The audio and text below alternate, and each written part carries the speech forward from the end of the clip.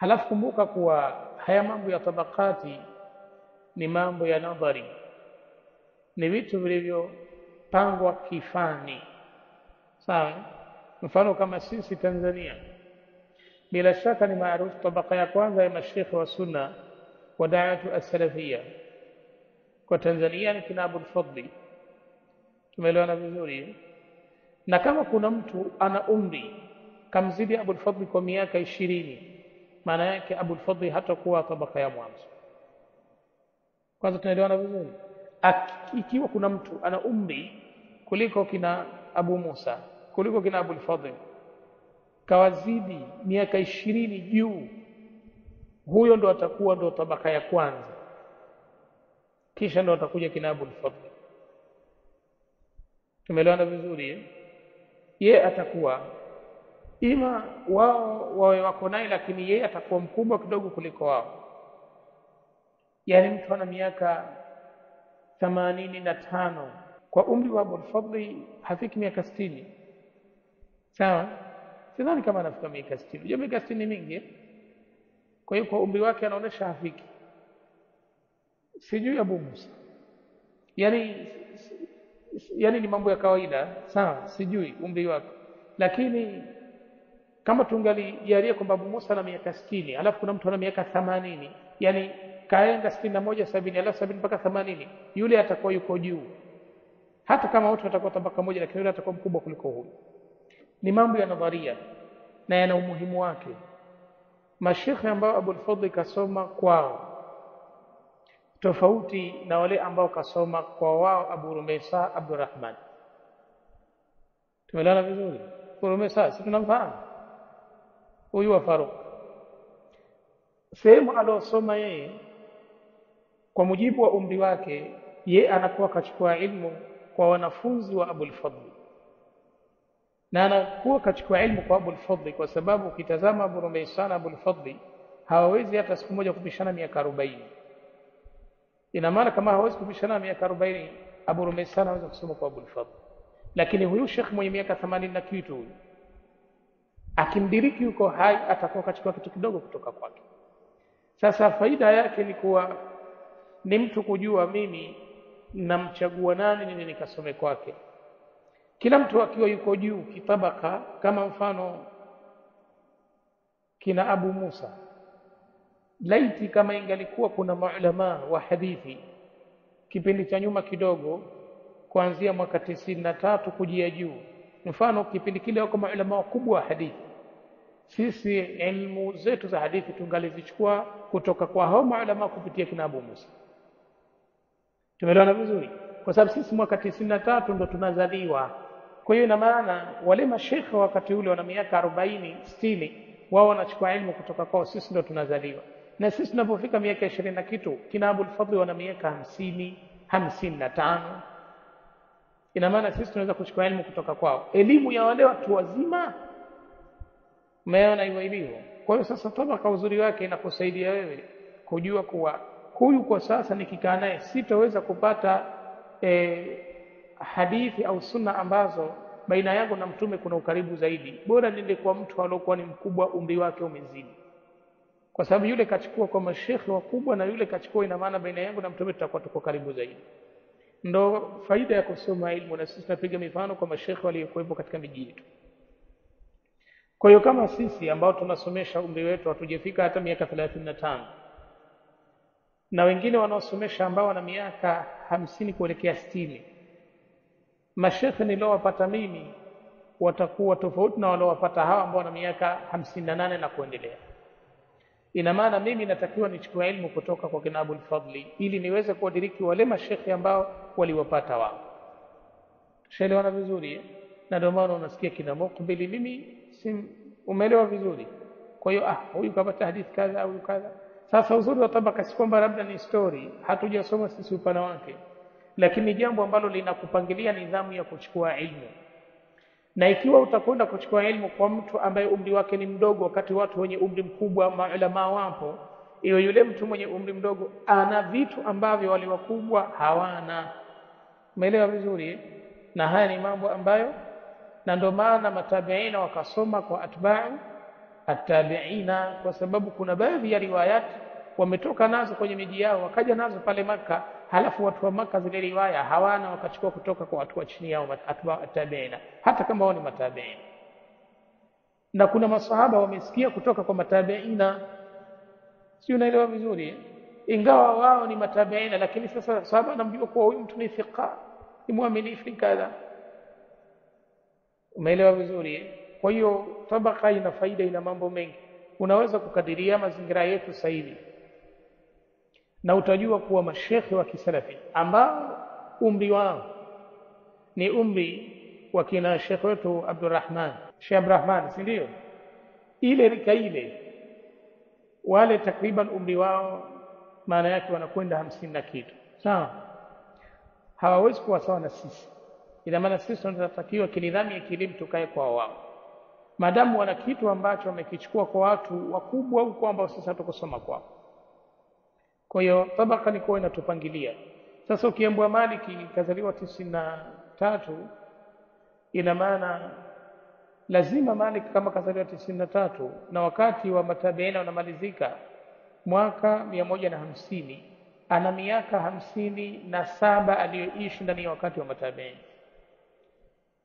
Kwa miaka 57 hii lazima huyu sisi tutamkimbilia, kwa sababu tukimpa miaka 20 ya kukua na kuanza kutafuta ilmu, tutakuwa tumebakia miaka mingapi hapo? 37. 37 inamtosha kukutana na watu wengi katika matabiina kuchukua ilmu kutoka kwao. Iko hivi, ilipokuja khilafu ya sahaba yupo wa mwisho kufariki, khilafu yao imeelezewa kwa miji. Ama Makka sahaba wa mwisho ni fulani, ama Madina ni fulani, ama mahala fulani ni fulani. Halafu huyo sahaba inatakiwa wewe umekwenda alafu umeonana naye. Ikiwa Abu Hanifa, baadhi yao nasema imethibitika wakapokea kwa nani? Kwa baadhi ya masahaba, na baadhi yao nasema haijathibiti kabisa kupokea kwa yote katika masahaba. Na Abu Hanifa ni mkubwa kuliko nani? Kuliko Malik. Kuna mtu anaitwa Alqama, baadhi yao wanamhesabu kuwa ni sahaba na tumeshampita habari yake. Kuna wengine kina As-Sunabihi wanakwenda wanaambiwa mtume kafariki miezi 6 kabla. Yani waliamini ndani ya wakati wa mtume sallallahu alayhi wasallam hakuonana naye, wakaitwa mukhadaramun.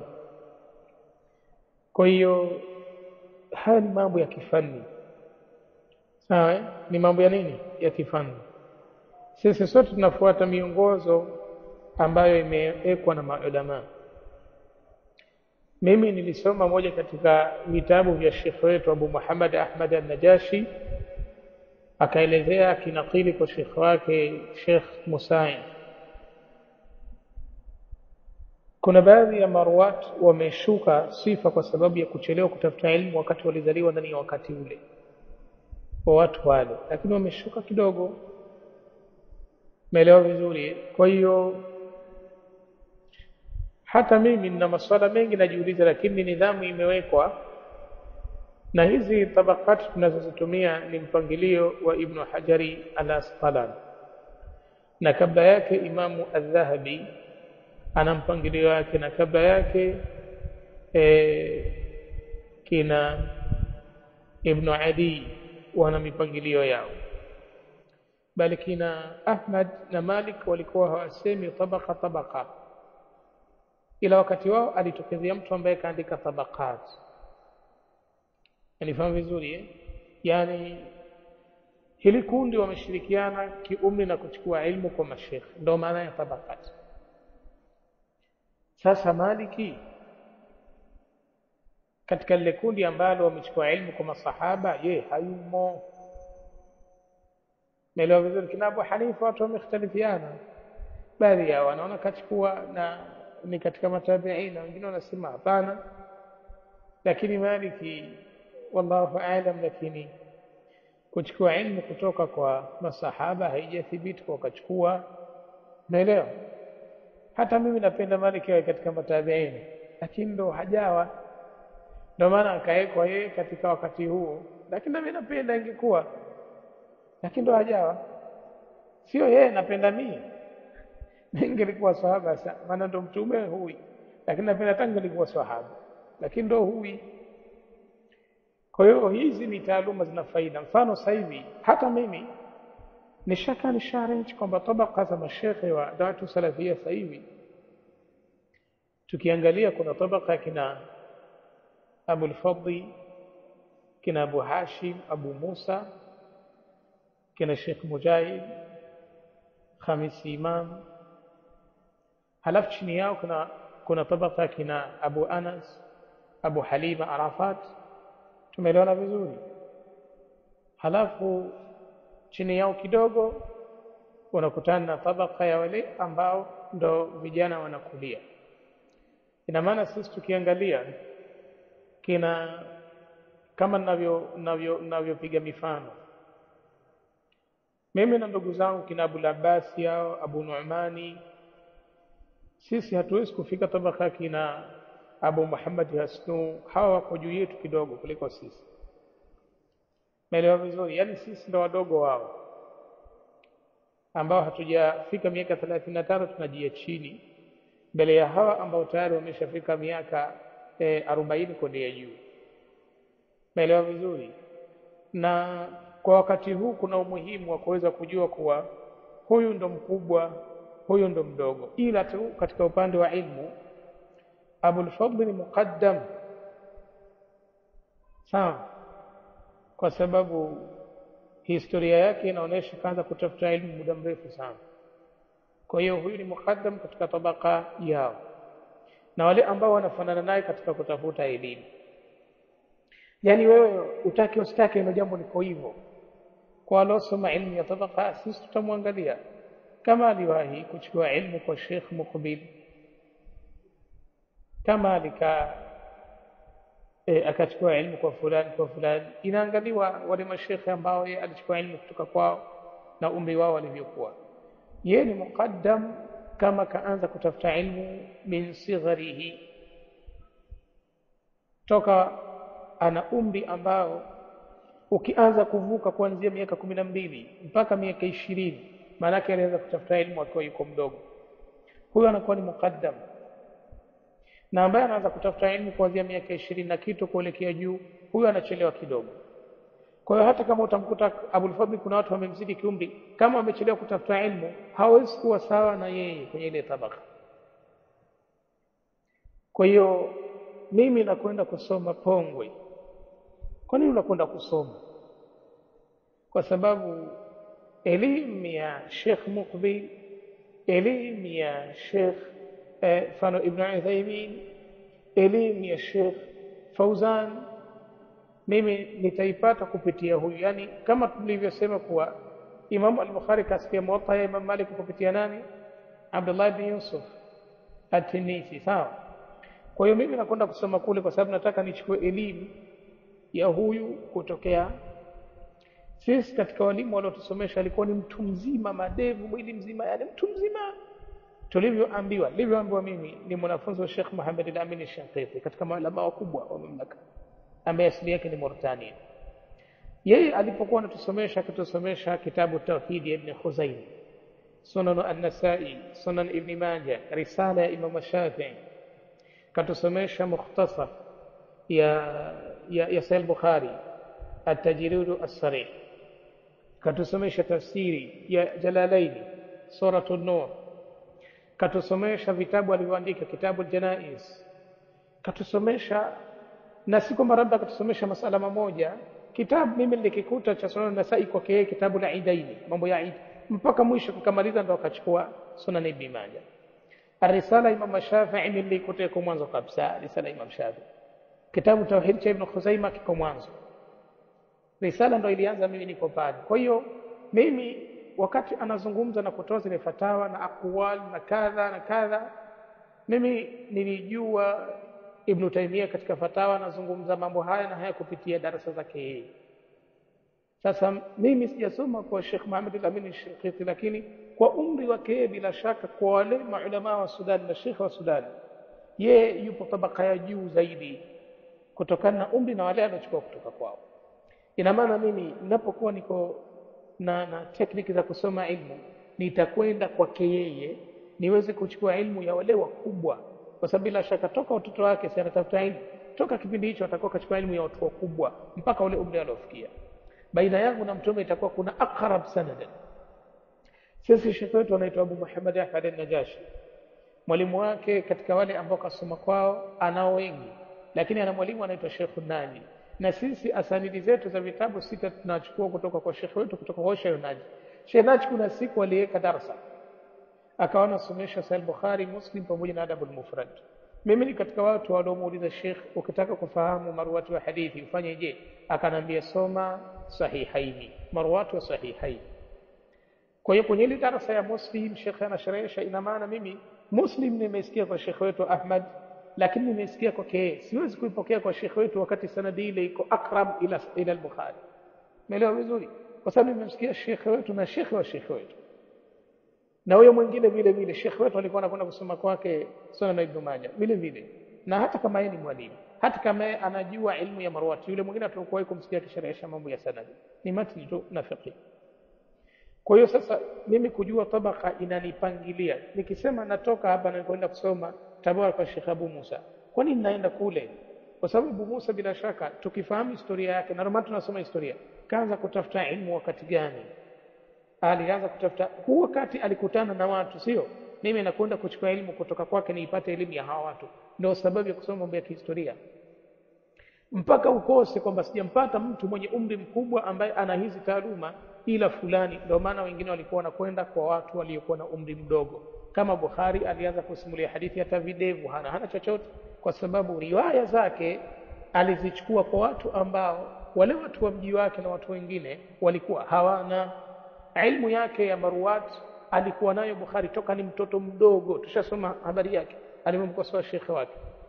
Ina maana wale wanaochukua ilmu kutoka kwa Bukhari wanachukua ilmu hali yakuwa ni watu wazima, kwa sababu Bukhari ana kitu wao hawana. Ina maana hii ni hali nyingine, lakini uzuri ya sana watu kwenda kupinda goti kwa Abul Fadl kusoma, kwenda kwa Abu Musa, na wale watu ambao wana umri waliochukua ilmu, imethibiti kihistoria wamesoma ilmu, wamesoma sunna kama shekhi wengine wakubwa.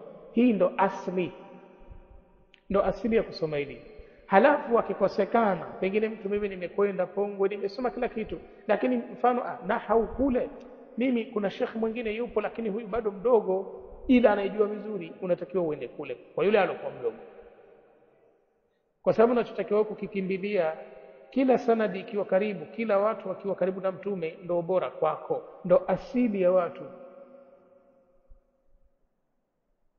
Na ndio Imam Ahmadi nakumbuka akazungumza kwamba kutafuta sanadi ya juu, yani karibu na mtume, ni sunna ya wale waliotangulia, sunna ya wale waliotangulia matabiina na atabiina, ilikuwa sunna yao. Kila mtu akiwa karibu na mtume wao ndo anamuelekea zaidi. Sasa ndiyo maana haya mambo yana faida, lakini sisi tunazungumza kwa ufupi, ndio maana hatuelewi. Wao umekwenda kwa Abu Raifa unasoma Sahih Bukhari. Kama kuna mtu ambaye kazaliwa miaka 40 kabla ya kuzaliwa Abu Raifa, halafu anajua vizuri Sahih Bukhari na akapokea kwa watu waliokuwa akrab ila Rasulillah, hata Abu Raifa alitakiwa ndiye akasome kwa huyo mtu, achilia mbali wengi. Unalijua hilo? Kwa sababu kila ukiwa karibu na mtume ndio inavyotakiwa na ndo asili ya kusoma. Sasa tunasoma kwa watu wengine kwa sababu tofauti, na ikitokezea kijana mdogo ana maarifa makubwa na elimu kubwa, nenda kwa yule kijana mdogo, kwa sababu lengo lako ni kufanya nini? Kupata elimu. Kwa hiyo hizi zinatusaidia sana, na mtu usisome tafani kana kwamba hujua hata unasoma vipi. Tujitahidi kuwa na nidhamu nzuri, tujue kwamba hapa nakwenda kusoma, huyu ana nini. Hata mashekhi wetu waliotuzunguruka visiwani, naenda kwa Abu fulani pale kuna markazi, usende tu kwa kumeanzishwa markazi, unakwenda wewe, ile elimu unaochukua pale asili yake ile elimu imetoka wapi? Na ndio maana ikaja inna hadha alilma dinan fanduru amman ta'khuduna, kwa sababu lazima ujue yule ninayechukua kutoka kwake na yeye kachukua kutoka kwa nani, ndio asili. Tumeelewana vizuri? Ndio asili. Mimi nimekaa nasomesha tafsiri, halafu hapa pembeni kuna mtu mwingine kama shekhi wetu anasomesha tafsiri. Ili wewe uje usome kwangu, niwe mimi na maalumati ambayo shekhe hana, na jambo la kawaida kwa sababu maalumati anaruzuku Allah. Tumeelewana vizuri? Kwa sababu yule tafsiri yake kaichukua kwa Sheikh Nasr. Sheikh Nasr wakati anafanya da'wa hapa nyumbani, kuna watu walikuwa zile tafsiri za Qur'ani hawatumii vitabu, wanaandika kwa mkono. Mimi ndo alivyonisimulia babangu. Ule wakati wake bado kulikuwa kuna wazee ambao wana maarifa na taaluma wanayo, na wao wamesomeshwa na watu ambao bado walikuwa ni bakaya za watu wenye maarifa yao. Kwa ina maana yule tafsiri alipoichukua na mimi nilipochukua tafsiri, mimi naweza nikawa nimechukua tafsiri kimanhaji, yani maana yake jamia kwa mfano, halafu yeye akakaa kwa Sheikh Nasr zaidi ya miaka 20. Umeelewana vizuri? Kwenye ilmu kuna tarbia, malezi, mtu alolelewa. Kwenye ilmu kuna vitu vingi sana. Kwa hiyo mimi nitahitaji kuvifahamu kutoka kwake, na njia nitakayotumia kufahamia ni tafsiri. Kwa nitakwenda kwa Sheikh Abdurrahman nikae nisome ili nielewe adab, akhlaq na mambo aliyochukua kutoka kwa Sheikh Nasr. Kwa sababu namfahamu Sheikh Nasr ni katika watu ambao hawezi mtu kumkataa, kwa ni katika watu wa sunna, bal min a'lami ahli sunnati katika visiwa vyetu, yani wewe utake usitake, katika zile nembo za uwepo wa sunna kwa Zanzibar kwa wakati wetu sisi watu ambao tumewadhiriki wako hai, maana yake sisi tumfahamu Sheikh Nasr kuliko mtu mwingine yoyote. Umeelewana vizuri? Sasa wale wanafunzi wake walitakiwa toka asili ndo wasambaze nidhamu ya shekhe wao, lakini sasa hivi tayari jina lake ndo linakufa. Umeelewa vizuri? Kwa nini? Allahu a'lam, Allah ndo anajua, lakini litakiwa liendelee vile vile. Kwa hiyo haya ni mambo ambayo muda umeshaisha, lakini hata nyinyi, mimi niliwaambia siku moja kwenye darasa, mbeleni atakuja mtu atamuuliza huyu kijana, nyinyi wakati mnasoma Bukhari mwalimu wenu alikuwa anawasomesha vipi? Mwalimu awe kasafiri, kafariki, vyovyote vile, kwa sababu atataka kuchukua elimu ya mwalimu kupitia yeye, kwa kuwa mwalimu hayupo tena. Ndo asili ya elimu iko hivi. Kwa hiyo Sheikh, tabaka zina faida kubwa sana na tabaka zina umuhimu, na sisi tukijua kusoma vizuri, basi maana yake hatutohangaika. Leo mtu kwenye muhadhara umeenda hapa, kesho umeenda kule, kesho umeenda kule, wiki nzima unazunguruka na basikeli. Kwani umesoma nini? Hujua hata umesoma nini? Elimu haiko hivyo. Elimu inataka mulazama, ulazimiane na mtu. Sikusharidhika naye huyu, tulia usome kwake. Lakini ukisema mimi asubuhi na darasa kule, mchana na kule, usiku kule, kesho muhadhara naacha darasa naenda kule, kesho, hakuna nidhamu hiyo ya kielimu. Lazimiana na mtu ambaye unamuamini atakaye kurithisha ilmu aliyochukua kwa watu wa juu yake. Utakuwa na taaluma muda mfupi. Kinyume na hapo utazunguruka sana, kwa sababu utakosha kosea nidhamu ya kusoma. Mimi naona tuishie hapa. Hiyo ni miongozo katika mambo ya umuhimu yanayohusu mambo ya tabakati. Na ndio maana ukakuta kauli nyingi sasa hivi zinatoka kwa kina Abul Fadli, kina Abu Musa, kwa sababu wale ni watu wa tabaka ya juu. Bila shaka juhudi zao katika kusomesha na kufundisha zinapewa nafasi kutokana na wengi waliokuwa chini, utasema ni watu ambao wanasoma kwa wao. Kwa hiyo, je, kuna swala lolote? Tushamaliza, muda umeshaenda sana, kengele ishalia. Kuna jambo lolote halijafahamika? Basi tuendelee na darasa yetu tukiona Hisham ibn Urwata kutoka kwa babake kutoka kwa Aisha katika wiki ijayo. Wallahu tabaraka wa ta'ala a'lam. Subhanakallahumma wa bihamdika nashhadu an la ilaha illa anta nastaghfiruka wa atubu ilaik. Barakallahu fikum.